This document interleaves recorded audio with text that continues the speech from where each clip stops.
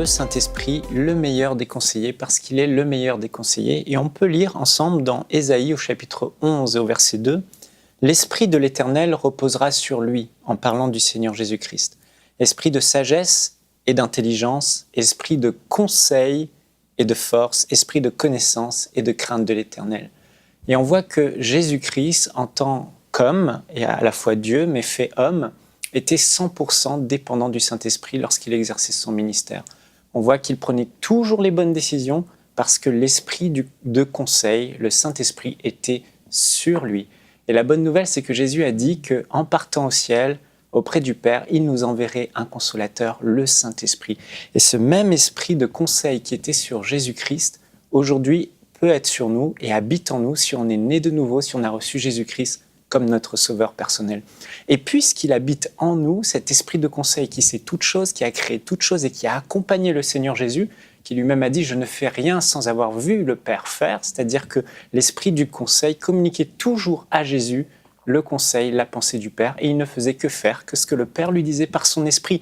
À combien plus forte raison, nous aussi nous pouvons, puisque Jésus l'a dit, toujours dépendre de lui pour prendre les bonnes décisions et aussi pour pouvoir donner les bons conseils aux gens, les bonnes solutions face aux problèmes que les autres aussi peuvent rencontrer. Alors, l'esprit de conseil nous aide à prendre les bonnes décisions, premièrement.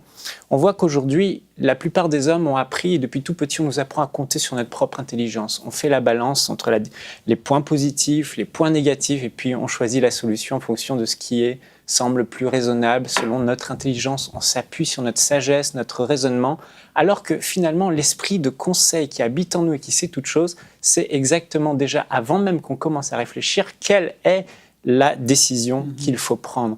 Et je me souviens de cette histoire de l'apôtre Paul, on peut la voir dans Actes au chapitre 16, verset 6.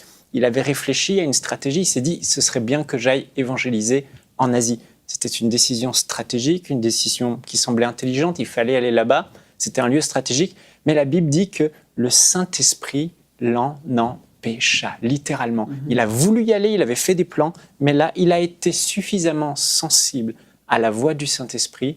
Et le Saint-Esprit lui a dit « non, n'y va pas » et Paul est allé ailleurs, par la suite conduit par le Saint-Esprit. Et c'est vraiment important de réaliser que le Saint-Esprit va bénir et toujours accompagner de surnaturel ses plans et non pas les nôtres. Et on a besoin d'entendre le conseil du Saint-Esprit. Quel est son plan face aux décisions que vous avez à prendre aujourd'hui?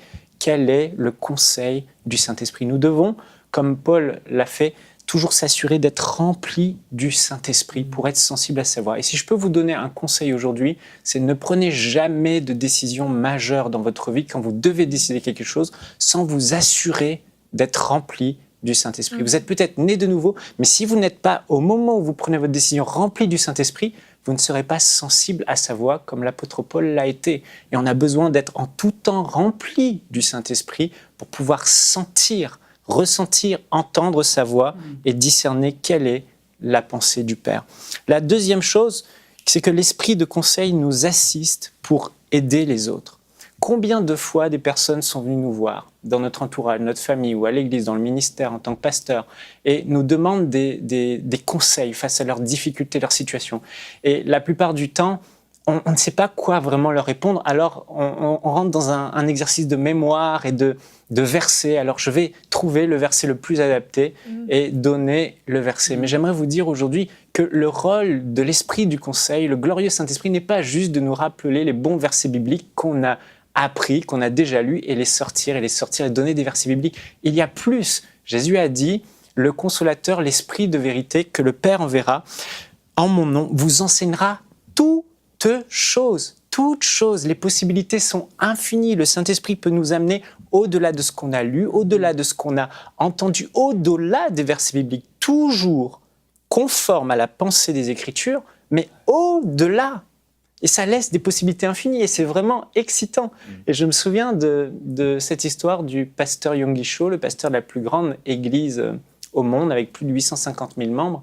Il avait une relation vraiment très intime et très forte avec la personne du Saint-Esprit, avec cet esprit de conseil qui habite en lui et qui est avec lui. Et un jour, un homme qui avait des difficultés financières est venu dans son bureau et lui a dit « Pasteur Yonggi Cho, je m'en sors plus, j'ai des dettes, j'ai des problèmes d'argent, qu'est-ce que je peux faire ?» La plupart des pasteurs nous aurions dit Bon, quel verset je peux lire? Mon Dieu pourvoira à tout besoin. Mets-toi dans la foi, prie. Mais le pasteur Yonggi Cho, pendant que cet homme est en train de lui parler, en lui-même est en train de parler au Saint-Esprit, son meilleur conseiller. Et là, le Saint-Esprit lui a donné une pensée. Il lui a dit, dis à cet homme d'aller s'acheter un gros paquet de sel, avec ce gros paquet, de faire des petits sacs de sel et de vendre à l'unité ces petits sacs de sel aux passants et au porte-à-porte, etc. C'est ce que cet homme a fait et ça s'est vendu très rapidement. Il en a acheté d'autres et ainsi de suite, ainsi de suite. Et boule de neige, il est devenu cet homme, son entreprise, il a créé une société devenue l'une des plus grandes entreprises de production de sel au pays, en Corée. Vous imaginez, quand le Saint-Esprit donne un conseil, ça se passe toujours comme ça, c'est glorieux, c'est exceptionnel. Et je me suis dit, si j'avais été à la place du pasteur Yonggi Cho, est-ce que j'aurais pensé à écouter la voix du meilleur conseiller, le Saint-Esprit? Alors pour conclure, j'aimerais vous dire que par la prière, nous devons nous entraîner à communiquer avec le Saint-Esprit. Et de même que nous sommes aujourd'hui capables d'entendre la voix de notre ami au téléphone et de la reconnaître au téléphone, à force de passer du temps dans une intimité profonde et réelle dans la prière, dans la méditation de la parole, avec le Saint-Esprit, nous allons apprendre à entendre sa voix, même si on ne le voit pas. Et je veux vous encourager aujourd'hui, souvenez-vous toujours que cet esprit du conseil a deux conseils. Le glorieux Saint-Esprit est une personne qui habite en vous et nous devons toujours dépendre de lui. Retrouvez la suite de ce programme dans l'émission Bonjour chez vous sur ENCI TV.